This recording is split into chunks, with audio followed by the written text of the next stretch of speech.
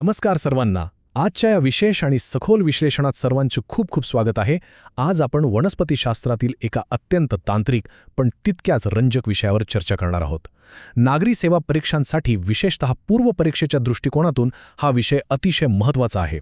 कधी विचार केलाय का, आपल्यासारखं कोणतंही हृदय नसताना एका विशाल आणि 100 फूट उंच झाडाच्या अगदी शेंड्यापर्यंत पाणी कसं पोचत असेल?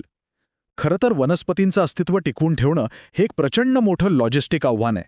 आणि हे मोठं आव्हान एका अद्भुत जैविक वहन प्रणालीद्वारे कसं सोडवलं जातं, या निसर्गाच्या आश्चर्यकारक इंजिनिअरिंग मागील रहस्य आज आपण उलगडणार आहोत. बरं, या जटिल विषयाची आपण अगदी सोपी आणि सुटसुटीत रचना केली आहे. प्रथम आपण निसर्गाचे रक्ताभिसरण जाळे पाहू, त्यानंतर झायलेम आणि फ्लोएम या दोन मुख्य व्यवस्थांचे कार्य समजून घेऊ, पुढे संवहनी मंडलचे प्रकार, परीक्षेत विचारल्या जाणाऱ्या काही अत्यंत महत्त्वाच्या ट्रिकी संकल्पना आणि शेवटी एक परिपूर्ण सारांश. परीक्षेची तयारी करताना हा विषय कायम लक्षात राहील अशाच पद्धतीने आपण पुढे जाणार आहोत. चला तर मग सुरुवात करूया आपल्या पहिल्या भागापासून. उच्च श्रेणीतील वनस्पती त्यांच्या अन्न आणि पाण्याच्या संसाधनांचे व्यवस्थापन कशा करतात याची ही एक प्रकारची पायाभरणीच आहे. ही वनस्पतींमधील मुख्य वहन प्रणाली आहे, जी अगदी मानवी शरीरातील रक्तवाहिन्यांसारखं काम करते. पण इथे परीक्षेच्या दृष्टीने सर्वात महत्त्वाचा शब्द कोणता असेल तर तो आहे प्रोकॅम्बियम. या संपूर्ण प्रणालीचा उगम याच प्रोकॅम्बियममधून होतो आणि हा असा मुद्दा आहे ज्यावर अनेकदा थेट प्रश्न विचारले जातात. या संपूर्ण जाळ्याचे दोन मुख्य आधारस्तंभ आहेत, झायलेम आणि फ्लोएम. आता पाहूया आपला पहिला मार्ग म्हणजेच झायलेम. हा वनस्पतीच्या रचनेतील अत्यंत कडक आणि मजबूत असा भाग आहे. इथे एकदिशीय प्रवाह म्हणजेच युनिडायरेक्शनल फ्लो ही संकल्पना पक्की लक्षात ठेवायची आहे.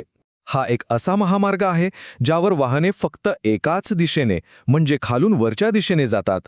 मुळांनी शोषलेलं पाणी आणि खनिजे थेट पानांपर्यंत पोहोचवण्याचं काम केवळ याच वन वे मार्गावर होतं. या महामार्गाचे 4 मुख्य घटक असतात. ट्रॅकिड्स आणि वेसेल्समधनं पाण्याचं प्रत्यक्ष वहन होतं. पण इथे एक गोष्ट आवर्जून नोंद घेण्यासारखी आहे, ती म्हणजे वेसेल्स सहसा जिम्नॉस्पर्म्स आणि टेरिडोफाइट्समध्ये नसतात. आणि यातला सर्वात मोठा ट्रॅप कोणता तर झायलेम पॅरेन्कायमा. या संपूर्ण गटातील ह्या एकमेव जिवंत पेशी आहेत. बाकी सर्व पेशी मृत असतात आणि त्यांचं काम फक्त झाडाला यांत्रिक आधार देण्याचं असतं. पाण्याची व्यवस्था तर झाली, पण पानांमध्ये तयार झालेलं अन्न संपूर्ण वनस्पतीला कसं मिळतं? इथेच आपली दुसरी अधिक सक्रिय आणि गतिमान प्रणाली पिक्चरमध्ये येते. झायलेमच्या अगदी उलट फ्लोएमचा प्रवाह हा द्विदिशीय म्हणजेच 2 वे असतो.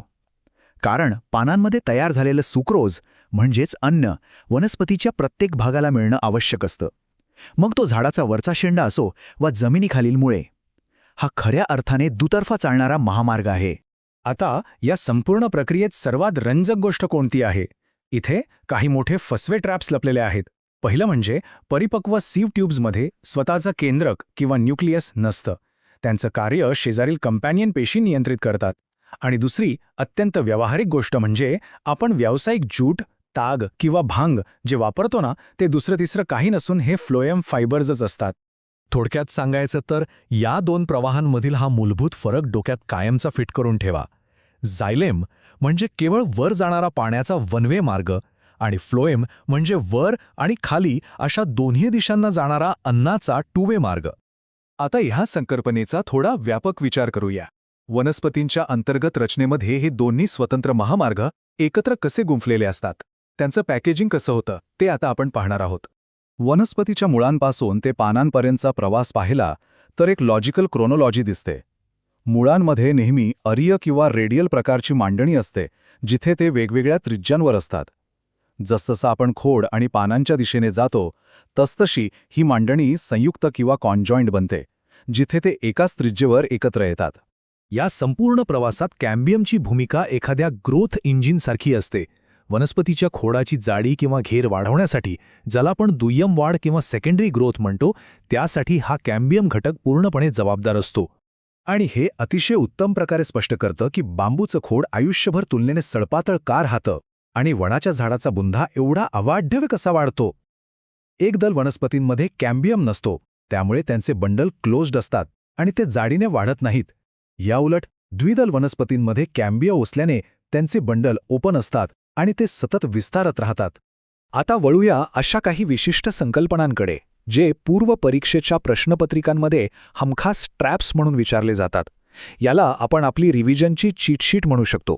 परीक्षेत नेहमी गोंधळ उडवणारे हे 2 शब्द पहा, एंडार्क आणि एक्झार्क.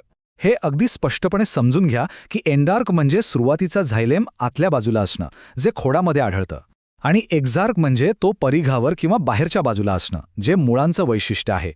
हे सूत्र पक्क लक्षात ठेवणं फायद्याचं ठरेल. वनस्पतींच्या उत्क्रांतीचे टप्पे पाहताना समजून येतं की जिम्नोस्पर्म्सकडे प्रगत वहन प्रणाली नसते. त्यांच्यात वेसल्स आणि कंपॅनियन पेशींचा पूर्ण अभाव असतो. पण इथे एक अतिशय महत्त्वाचा क्लासिक अपवाद आहे जो नेहमी विचारला जातो, निटोफाइट्स, जिनेटोफाइट्स. या अपवादात्मक गटात खऱ्या वेसल्स आढळतात. हे नक्की नोंदवून ठेवा.